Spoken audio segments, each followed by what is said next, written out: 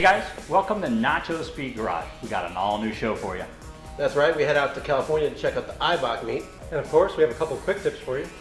But first, let's check out this road racing fit we found at the last Red Line Time Attack here in Phoenix, Arizona. When you think of Honda racing, visions of the NSX, the S2000, the Integra, or the Civic typically come to mind. Well, we caught up with a fit driver that's not your typical racer. This is Pataraping.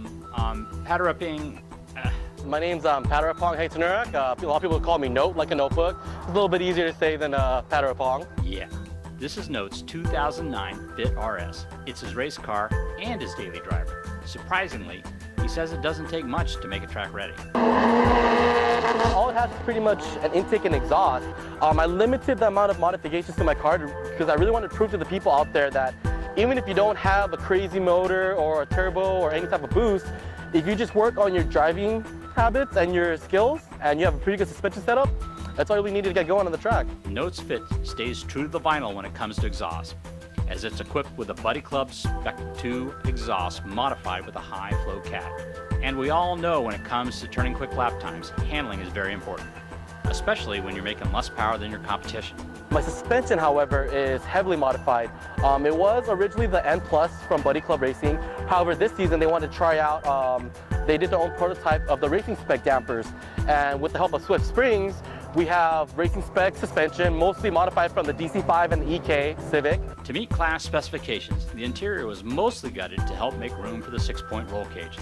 And the stock seats were also tossed in favor of a pair of P1 limited edition bucket seats by Buddy Club, of course. While it may look rather Spartan, everything forward to the driver is quite stock. I still have my air conditioning, my radio, so I got my tunes and my jams when I'm racing on the track. And what kind of music gets Note hyped on the track? I'm a little bit of a fanboy and that whole JDM scene, so I do listen to my Initial D. It gives me that, little fire I need, a little extra oomph. In order to be competitive, Note sees areas that he needs to work on. The rules and regulations actually allow me to either do a single swap or I could boost the motor, either or, you can't do both. So depending on who I could find some support from, I would love to see a K-Series in this vehicle or possibly a boost kit for this motor as well. With just a simple suspension modifications, it's a track beast, ready to go. It just lacks a little bit on power, but that's okay. I got some good news for you, Note. It appears that the K-Series CRZ swap kit is also going to work with the 2nd generation fit.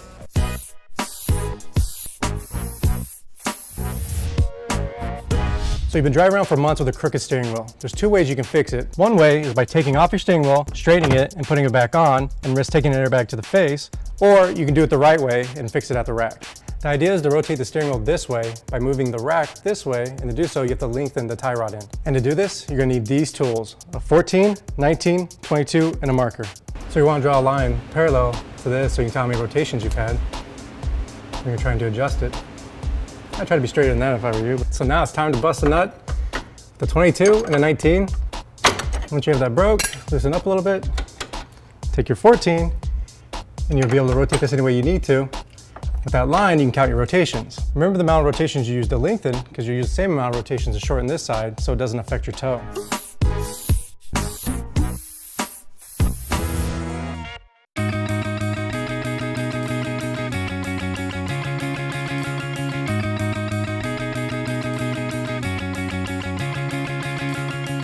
This year was the 7th annual Eibach Springs All Honda Meet. The meet in just a few years has become a mainstay on the calendar for Honda heads on the West Coast. We caught up with Eibach Springs' Ryan Hegner and Honda Tuning's Matt Rodriguez to get the lowdown. When I came to Eibach, I looked around and I saw this monster parking lot and said, we ought to do all of our meets here. I think this year was the most surprising just because we had so much bad weather this morning with the rain, and it actually poured for a while. And then the fact that people still stuck around.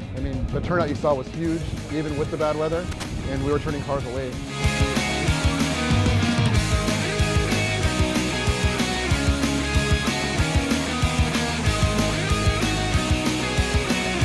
It was definitely bigger than last year, judging by what I saw out on the streets directing traffic, and and people arrived probably 2 hours earlier than last year too. So we had 3,000 or 4,000 people here probably at 10 a.m. and the show didn't technically open till 11.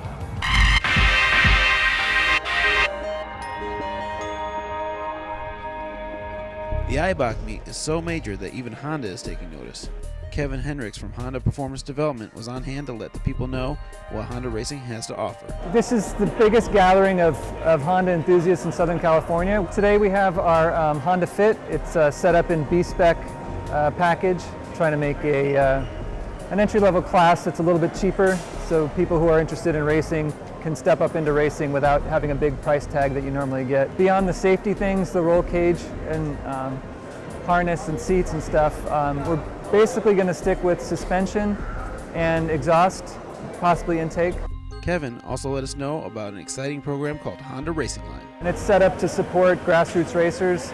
We offer technical support, OE parts, and some performance parts to racers who race consistently in a sanctioned racing series. The Meet's success and growth wouldn't be possible without an active Honda enthusiast community and Eibach Springs support. We have a good time doing it, which is why we host, a lot of other events at the facility. We're here for the enthusiasts because that's what, most of us are at the end of the day. It could turn into a show that's 3 times the size. It could turn into a show that's, 3 times the size with a drag event or, maybe a road course because we're a suspension or a swap meet. We're a suspension-oriented company, so all that stuff would work. It just depends, how many man hours we actually have to commit to the show.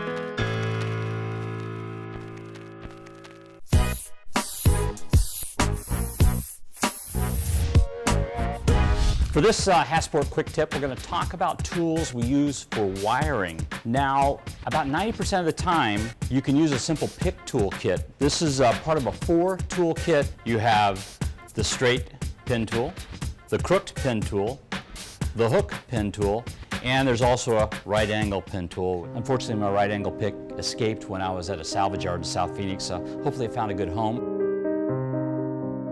Let me kind of give you a little demonstration. For instance, if I've got an OBD0 harness, most of these plugs have a little metal pin in here, and the pins are retained by a small plastic tab. You simply grab hold of the wire, lift the small tab, and then you can pull the wire free from the plug. Now, almost all the plugs on OBD0 are like this. Now, if you've got an OBD1 harness, it's going to be a little bit different. These actually have a white set of insulators that go with them. You just get in there and pry the connector out. Once you've done that, you're going to take the metal pin and you're going to lift it up, and that frees it up so that it can be pulled out the back of the connector. And that's your Hasport quick tip.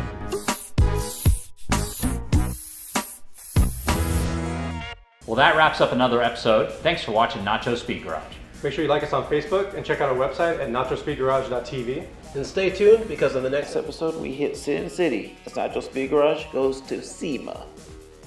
Ooh.